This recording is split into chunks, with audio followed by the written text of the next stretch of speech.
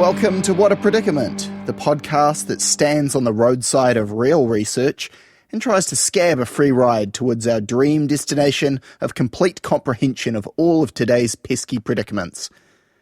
My name's Alex, and this is episode 28, in which me and my trial co-host I'll introduce shortly and take the predicament of hitchhiking for a spin. Stick around for the whole thing, not just because my co-host has got some great stories of his own hitchhiking misadventures, but at the end of the episode, I'll share a little initiative we at What a Cat Productions have put together to help fight human trafficking, at least as far as abducted hitchhikers go. But before all that, I figure it's worth hearing from a cross-section of the population about their hitchhiking history. Would you? Could you? Should you? I would never go hitchhiking. It's a bit dodgy. I wouldn't feel safe hitchhiking. I've always paid. Never been hitchhiking before. If it was an emergency, I'd probably, definitely hitchhike, yeah. If I really had to. I have been hitchhiking. I was at a festival in Raglan and we needed to get back to the festival, so we just jumped in some cars. Probably not the smartest move. I've hitchhiked before. It was a little bit awkward. The conversation was really unnatural. I probably wouldn't do it again. No, I haven't actually gone hitchhiking. You just hear all those horror stories, eh? I've never actually been brave enough to give it a crack. Yeah, I have been hitchhiking. I've got some good hitchhiking stories to tell, if that's what you're after. I was molested. Would you like to hear that story, Alex? No, I'll tell you the story. It was interesting. I was swimming for Australian Capital Territories, and before we went up for this meeting up in Brisbane where Joby Peterson was going to shake our hand, I think we caught a team bus up there or something like that, or we flew, I can't remember. And I said, I'm going to hitch back. And they said, don't hitch back. Don't hitch in Australia. It's dangerous. I was about 19 at the time. A pretty young boy, you know. Of course I hitched back. I said goodbye to the team in Brisbane, and I'm hitching. I'll be fine. See you later.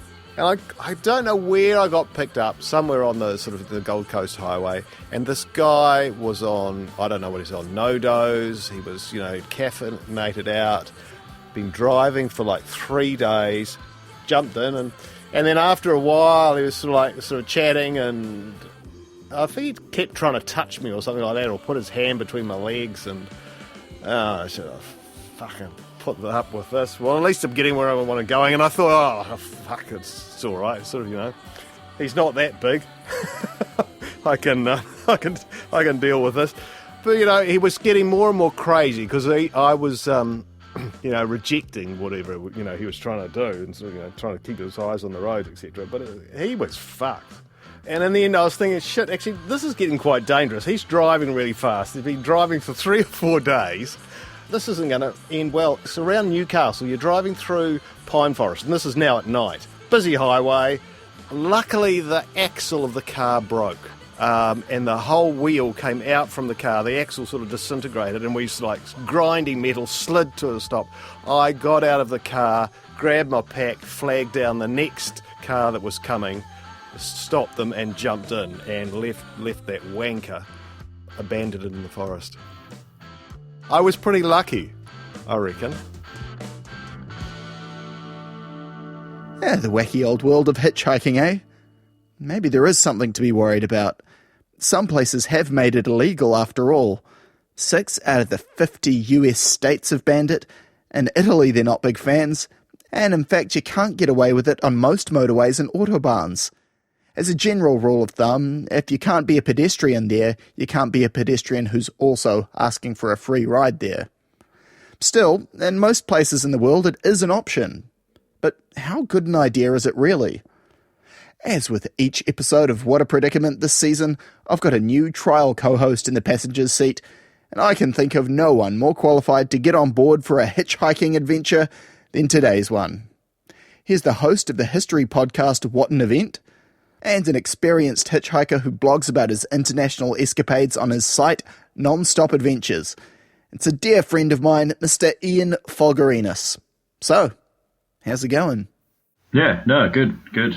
That's a great Kiwi intro. First words out the gate. Yeah. Nah. No, yeah. So how do you get the idea to first start hitchhiking? What made you think, all right, that's the solid way to get from A to B? Well, when I was young, my first memory of hitchhiking or being exposed to it, we were on the way back from Hamner Springs with my parents, and they picked up, a hitchhiker, and like me and my brother had to scoot over, and I think he was German, and so I think it was kind of normalized for me a bit when I was younger, and I'd always kind of wanted to do it. I've always loved the idea of adventure and being adventurous. And to me, it always seemed like a big adventure, just a way to see the world. So when I left school at 16. When I left school, at some point, I just thought, I'm just going to do it. I wasn't working, I wasn't studying, I just went somewhere. I can't even remember where. I think I went south my first time. And ever since then, I've just kept it up. How'd it go? Did the trip itself go south? How was that first go at it? I mean, it must have been fine. I don't really remember it, so it wouldn't have been bad. I think the first time I went hitchhiking, I went south to Dunedin. I think I was meeting some people there. Was it like a big step up to go from hitchhiking in New Zealand, which is, I guess, where you cut your teeth, to then being overseas in Europe or some far-flung, non-English speaking country where suddenly you're trying to navigate the world just based on the kindness of strangers? Well, when I was 19, I went to England, and I was just going to stay in the UK and Ireland until I realised, I'd been there for a couple of weeks, and I realised I didn't need a visa to go to Europe, and I thought, man, Europe is way more adventurous. So I just went over, I just took a bus over the channel, or under the channel, or whatever. And then I got there, and I was like, oh man, I don't really have a plan. So and I'd been part of the couch surf. I'd heard about couch surfing from someone, so I signed up and I looked for someone to couch surf with. And then in France, I just searched all of France, found someone that would host me, and went there. And that was east, and that was a real opener for me.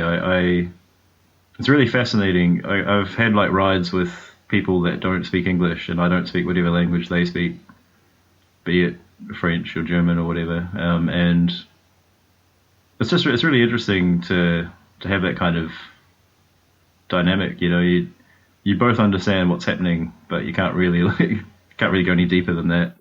I guess you'd have to assume if they're the sort of person who's going to stop and pick up a hitchhiker, they're probably already of a certain persuasion in the sense of being generous and open-minded and that sort of thing. Yeah, or have nefarious purposes, I guess. Well, there's that.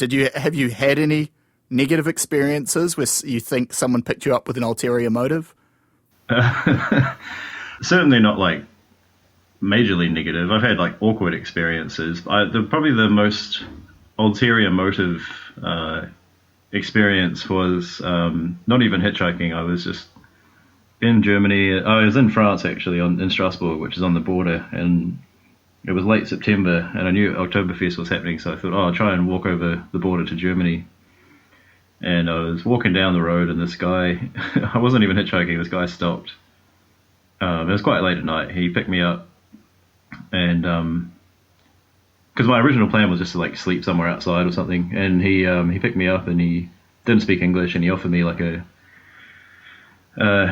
place to sleep and beer and food, and I said, oh yeah, that's cool, sounds good.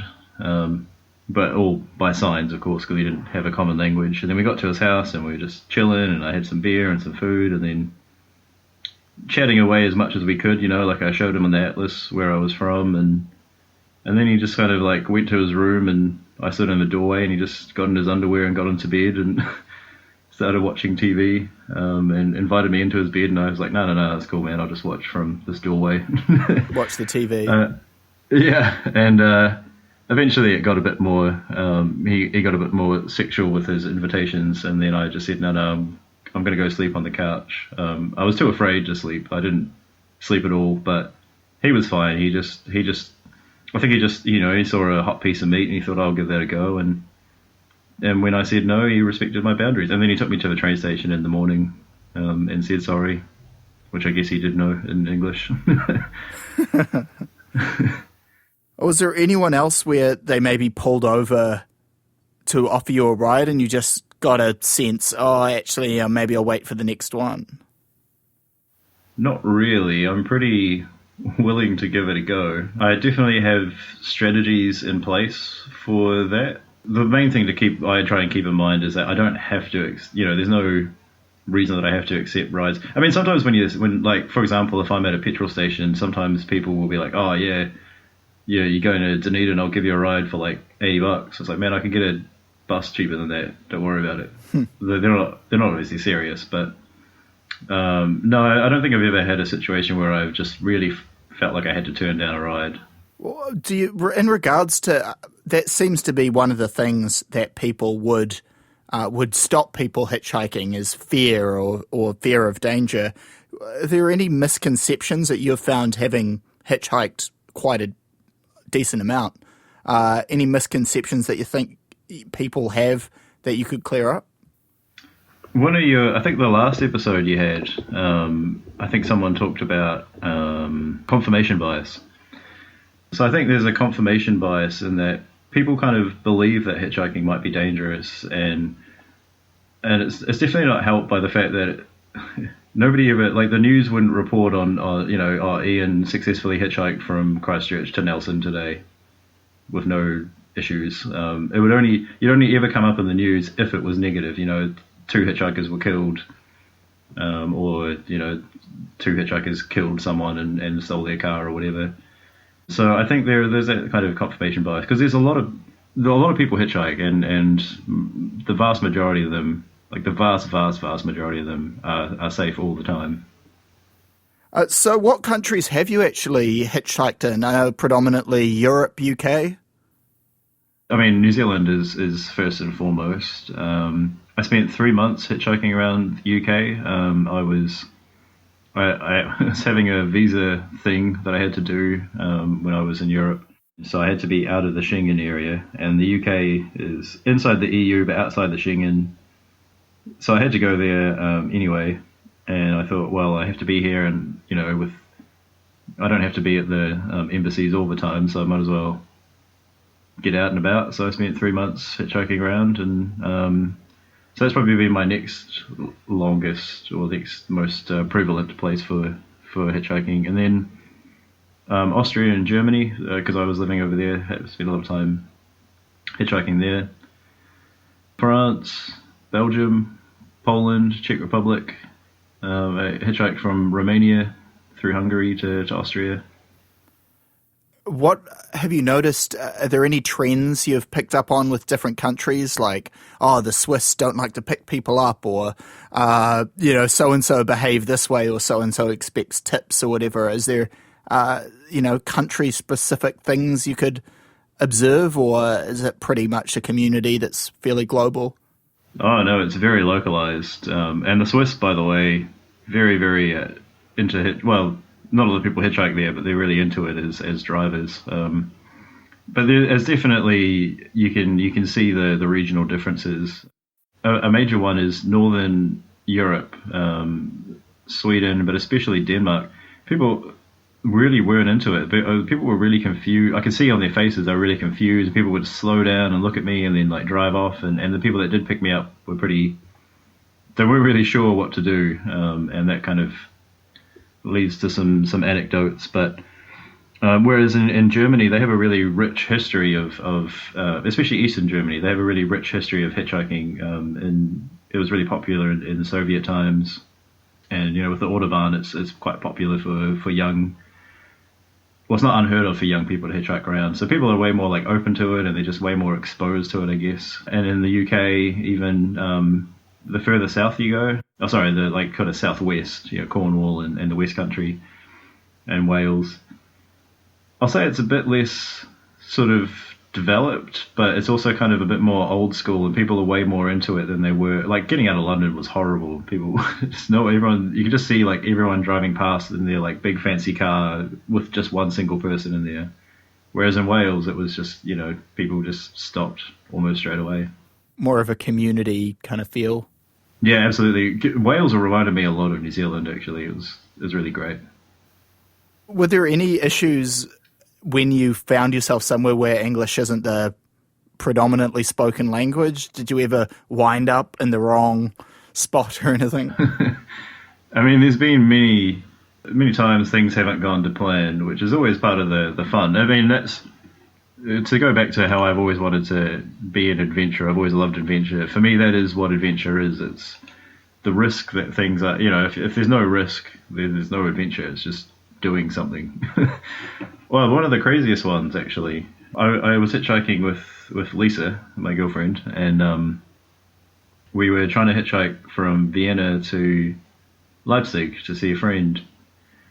And we were at a petrol station on the side of the highway, and then this guy offered us a ride in his truck, a really big, 18-wheeler or something. And he didn't speak any English, I think he was Serbian. He just spoke Serbian, a bit of Czech or Slovakian, and Russian. And my girlfriend speaks a little bit of Russian and even a bit of Slovakian. So that was all the language that we had, but it was really nice. But it was a really big misunderstanding. We thought he was going to Leipzig, but we thought he was just going there that night. We were driving for a few hours. He was driving torturously slow. And then one of the only words he knew in German was Pause, which means break or pause. And he was like, "Oh, Pause." And we thought, "Oh, okay, cool. Yeah, he's having another break. That's awesome." But then he pulled into this kind of trucks. I don't know if it's probably not something you come across very often if you're not hitchhiking or a truck driver, but there's lots of, in Europe at least, there's lots of kind of truck stop specific places. There's maybe a small shop, but there's mainly just spaces for people to park, and the truck drivers sleep in their cabs. And often truck drivers will drop you off there if you're hitchhiking. But yeah, so we were in one of those, and he pulls out, a portable cooker and some random fresh produce, and we were like, "Oh, okay." And then he proceeded to cook the most Eastern European truck driver meal I've ever seen. It was deep frying slices of sausage, and then in the same oil cooking eggs, and then oh man, it was very hearty. And eventually we realized that he was actually planning to stay there the night, and that we eventually managed to understand that he intended for us to sleep in the cab. So there's a little seat, a little sleeping area behind the seats, and so I can't remember if my girlfriend slept in that sleeping bit or he slept in that. But anyway, I slept in the in the passenger seat, and someone else slept in the driver's seat, and then in the morning he took us to Leipzig a day later than we'd intended. So it wasn't negative. It was pretty funny. But that's the joy of adventure. Things don't always go to plan, and you get a story out of it. Was there ever a time where it really didn't work out? You had to be, I don't know, at the airport or somewhere where it was quite time specific, where hitchhiking let you down? No, but part of that is because I am not adventurous enough to try that. I actually, when I was in the UK, and I was at the end of my 3 months, I thought about hitchhiking. So I was in Bristol, and I knew that I could make it to London in time by hitchhiking, but I couldn't guarantee it. And I had a flight back to mainland Europe, so I thought, no, I'm just going to take a bus and be safe and boring. So it hasn't happened like that, but that's because I've chosen it to be that way. So from a real practical point of view, say someone wanted to go about starting hitchhiking, what are the basics, the ABCs of what do you need gear-wise, phone, the places to stand? What's the basic stuff someone would need to know? I would say that probably the very basic thing is to just look like someone that someone would want to pick up. Because you got to remember, no one's under any obligation to pick you up. The other thing about is when I do have I've had cars, and I do have a car, and when I'm not hitchhiking and I'm driving long distance, I do like to pick up hitchhikers. One time I saw this this mongrel mob guy, wearing a patch and face tattoos and stuff. And I saw him, and I was like, "Oh man, no way!" And then I saw him ages away, and then I thought, as I got closer, I thought, no, I like to think that I don't judge people, and I'm a good person. So I actually stopped and let him in. He was really, really nice, very polite, and I dropped him off wherever he was going. But I think that's kind of probably the main thing is I do tend to have like a bit of a beard, but I like to keep it trimmed. I think it like softens my face, you know. You don't look too like Charles Manson-y. Yeah, exactly. It's just, you just try and look like someone that you would want to pick up. That's probably the first and foremost, more than anything. And then if you're talking about equipment-wise, it really depends on what sort of distances you're talking. It's not always necessary to have a sign. When I first started hitchhiking, I didn't have a sign, and I felt like that was an advantage, because if you have a sign and it says, for example, Christchurch, people might, especially if they're not familiar with the geography, they might think, oh, I'm going to Dunedin, from the north. Oh, I'm going to Dunedin, so there's no point in picking them up. Or like, oh, I'm only going part of the way, there's no point in picking them up.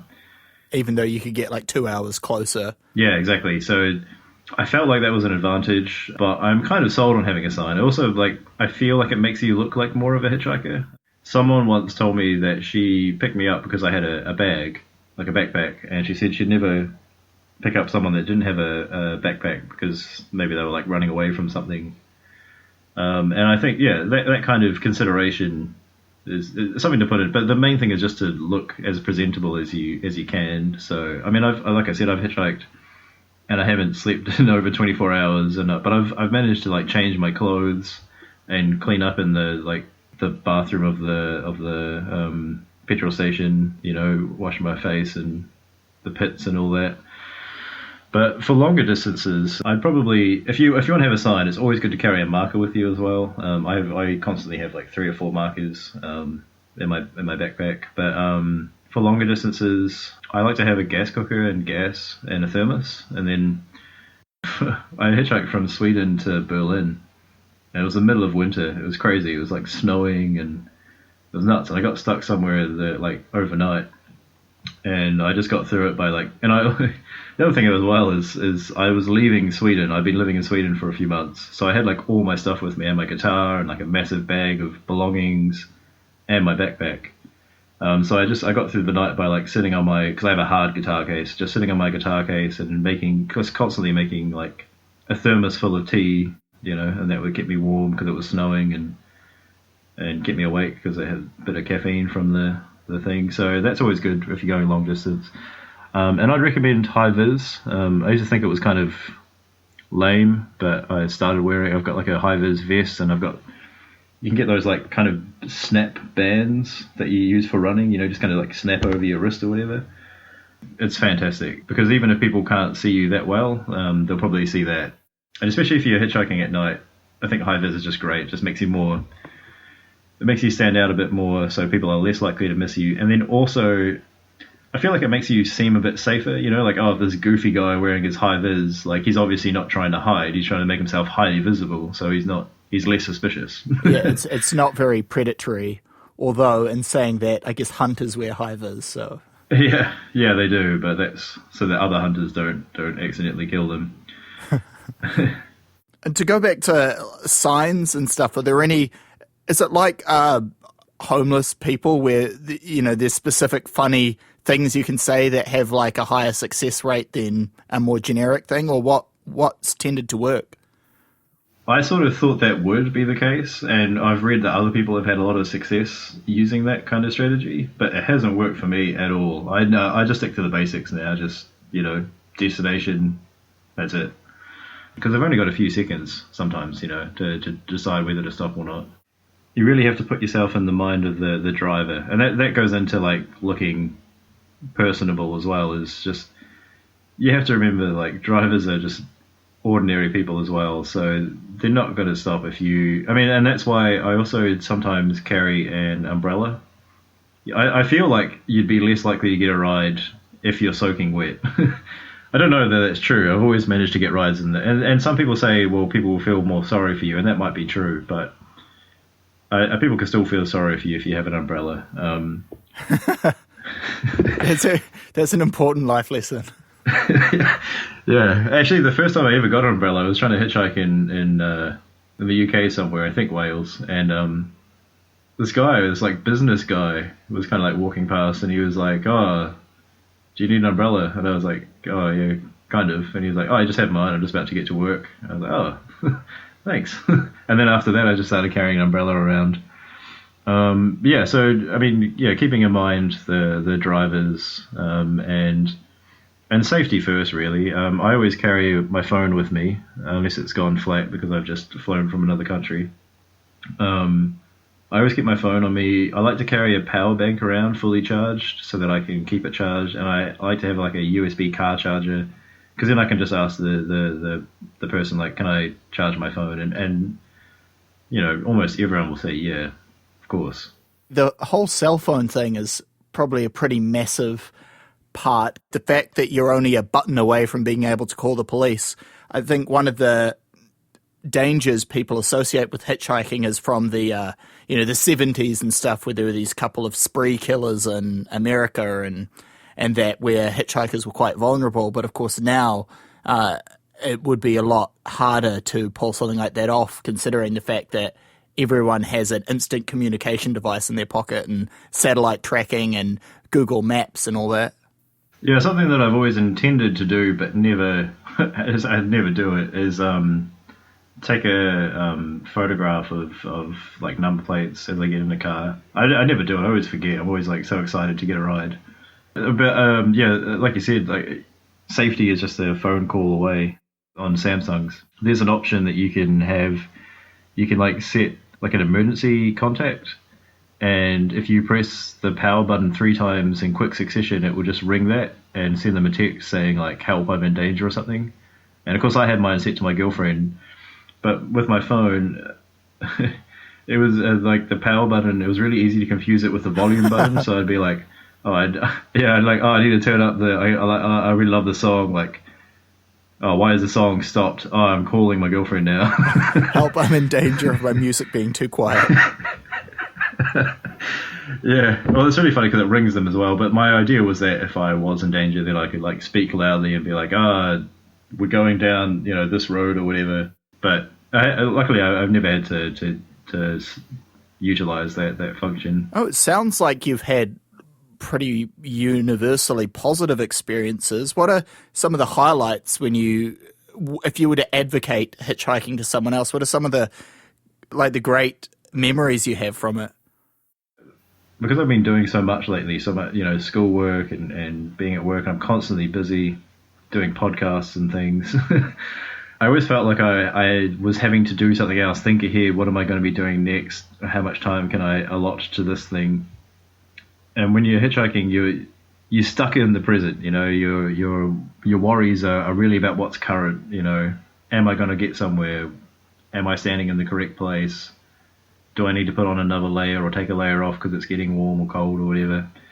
And for me, that's really de-stressing. Is just to be in the moment rather than thinking about the future or worrying about this and that. You've only got like small concerns. So that for me is the best. I mean, I've got heaps of like nice stories and stuff, but for me that's the best. It's just, and also feeling like I'm on an adventure. I've always wanted to be like an adventurer. That was what I wanted to be when I was, one of the many things I wanted to be when I was young was an adventurer, and I constantly feel like that when I'm hitchhiking. So overall, hitchhiking, thumbs up, thumbs down? Thumbs up for sure. I got you.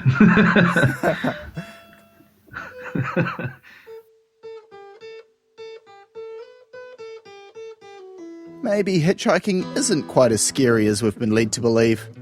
To be fair, with the number of road fatalities there are, any time you get in a car as a hitchhiker or otherwise, you're tempting fate. There was a golden age of hitchhiking pre-WW2 days. It was much more of an everyday thing for everyday folk like you and me. It wasn't until the 60s and 70s when the counterculture jumped on board, holding up hitchhiking as the anti-consumerist, environmentally woke way to go, which of course is when the counterculture cracked down. The FBI and police issued warnings against both hitchhiking and picking up hitchhikers. Officers at Rutgers University handed out cards to hitchhiking women that read, "If I were a rapist, you'd be in trouble." A 1973 article in Reader's Digest claimed, quote, "In the case of a girl who hitchhikes, the odds against her reaching her destination unmolested are today literally no better than if she played Russian roulette." Now, to look at some actual numbers, as opposed to these imaginary numbers they have now, The only agency that actually undertook a study on the subject, the California Highway Patrol, found that hitchhiking was a factor in 0.63% of crimes in the state. Hardly Russian roulette, which gives you 16.6% odds of carking it, if you do the math. But it only takes a few bad eggs like the Ed Kempers of the world, and the public perception of hitchhiking was forever tarnished. However, to this day, there remains an active community of those who can still count on the kindness of strangers. And that's kind of comforting. Thanks again to this episode's trial co-host, Mr. Ian Folgarinas, for joining me today, and for donating this little tune here I'm doing no favours by yammering over. Man, a podcaster, a hitchhiker, a historian, a musician, is a real renaissance man, the likes of which would make Leonardo da Vinci himself exclaim something I can't understand because, despite a couple of weeks in Duolingo, I still don't speak Italian. I've linked to Ian's travel blog Non-Stop Adventures and his podcast What an Event in this episode's episode notes. It's come to my attention that one way some people prefer to listen to What a Predicament is on YouTube, which is all 28 episodes on the What a Cat production channel, which I've also generously linked to. There's a few other random things on there, like a couple of short films that What a Cat made for the HP 48 Hours competition, if you want to kill a few minutes and see what we managed to pull off in a feverish weekend of writing, shooting and editing. Anyway, as I teased earlier, this week's episode is actually all for a good cause. Just by leaving a rating for What a Predicament, you can help end human trafficking. It takes all of about 40 seconds to go to iTunes or Apple Podcasts and leave a rating. Now, for every rating or review we get, I won't abduct a hitchhiker and sell them into a fate worse than death. It's my way of giving back. Your mandatory 5-star reviews are much appreciated. Cheers. What a Predicament, episode 29 will be out in 2 weeks, in the same spot you found this one.